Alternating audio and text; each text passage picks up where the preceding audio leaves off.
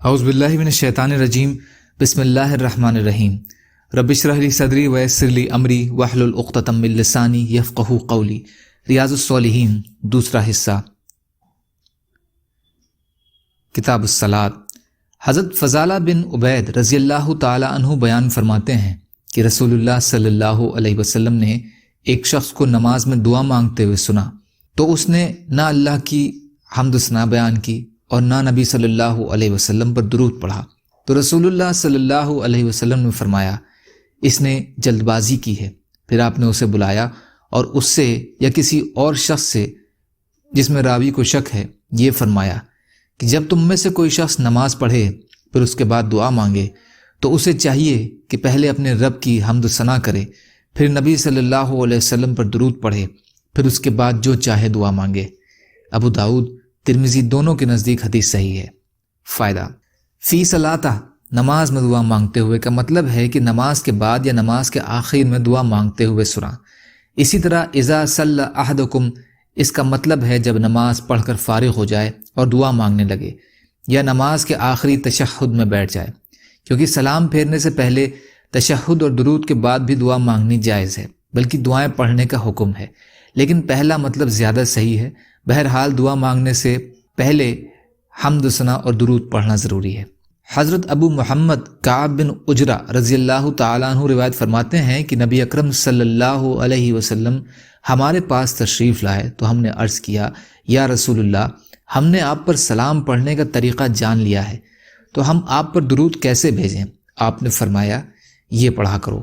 یا اللہ محمد اور آل محمد صلی اللہ علیہ وسلم پر رحمت نازل فرما جس طرح تو نے آل ابراہیم پر رحمت نازل فرمائی، بے شک تو تعریف کے قابل اور بزرگی والا ہے۔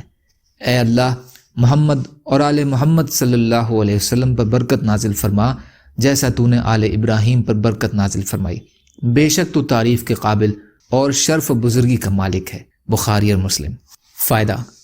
اس میں صحابہ کرام رضی اللہ تعالی عنہ کے جس سلام کے پڑھنے کا ذکر ہے اس سے مراد وہ سلام ہے جو اتحیات میں السلام علیکہ ایھا النبی پڑھا جاتا ہے، جو نبی صلی اللہ علیہ وسلم کی تعلیم اور حکم سے ہی صحابہ نماز میں پڑھا کرتے تھے۔ جب اللہ نے قرآن کریم میں ایمان والوں کو حکم فرمایا کہ تم نبی اکرم صلی اللہ علیہ وسلم پر درود اور سلام پڑھو تو ان کے ذہن میں آیا سلام تو ہم پڑھ لیتے ہیں لیکن درود کون سا پڑھیں؟ تو آپ نے اس حدیث میں اس کی وضاحت کر دی، یعنی حکم قرآنی پر نماز میں مکمل عمل ہو جاتا ہے اور ایک مسلمان نبی اکرم صلی اللہ علیہ وسلم پر درود اور سلام دونوں پڑھ لیتا ہے۔ اس لیے بدعتیوں کا یہ کہنا کہ ہم الصلاۃ والسلام علیک یا رسول اللہ اس لیے پڑھتے ہیں کہ درود ابراہیم میں صرف درود ہے، سلام نہیں ہے، جبکہ ہمارے گڑھے ہوئے الفاظوں میں دونوں چیزیں موجود ہیں، اور اس کے لیے انہوں نے طریقہ اور وقت بھی خود ایجاد کیا ہے، اور وہ ہے اذان سے پہلے، یعنی ان کے نزدیک نبی صلی اللہ علیہ وسلم کے ارشاد کے الفاظ بھی ناکافی ہیں اور آپ کا طریقہ بھی انہیں ناپسند ہے، جبکہ خیر، برکت اور ثواب سنت نبی کی پیروی میں ہے، نہ کہ اپنی طرف سے بدعت گھڑنے میں۔ اللہ تعالی ہم سب کو توفیق دے